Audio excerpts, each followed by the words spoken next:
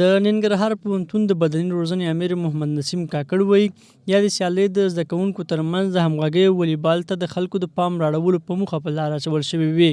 نوموړی زیاتوي چې تر دې وروسته به په نورو ورزشي برخو کې هم سیالۍ پر لاره واچوي. موخه یې دا چې ننګرهار پوهنتون لپاره منتخب لوبډله جوړه کړو او په ضمن کې د محصلینو ترمنځ یو وروري همغږي ده.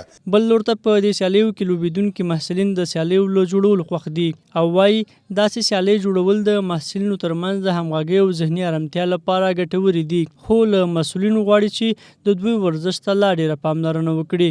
غوښتنه مو دا ده فدراسیون څخه چې موږ ته دغه لباس او مثلا دغه لوجستیک کوم سامانالات چې دي او دغه تشویق موږ ته وکړي. د ننګرهار پوهنتون د محصلانو چارو مرستیال وایي دوی د درسونو ترڅنګ د محصلانو د فکري جوړونې لپاره په بېلابېلو برخو کې د ورزش لوبې برابروي. پر وینا یې د زده کړیالانو لپاره ډېرې مهمې دي. دوی زیاتوي چې د لوبو دغو لړیو ته به نور هم ادامه ورکړي. دغسې برنامې زموږ د محصلینو د ذهني تفریح دپاره د ذهني سکون دپاره یوه ډېره ښه وسیله ده. موږ همیش ټینګار په درس باندې ده، په تدریس باندې ده، درسي په ارزونه باندې ده، خو درسي بهیر بې د دغه شیانو نه بې د دغسې لوبو د داسې تفریح څه نه هم ناممکن دي. د یادونې وړ ده چې تر دې وړاندې هم په ننګرهار پوهنتون کې د 14 پوهنځیو ترمنځ د کرکټ سیالۍ ترسره شوې چې اتلولي د طب پوهنځي ګټلې وه.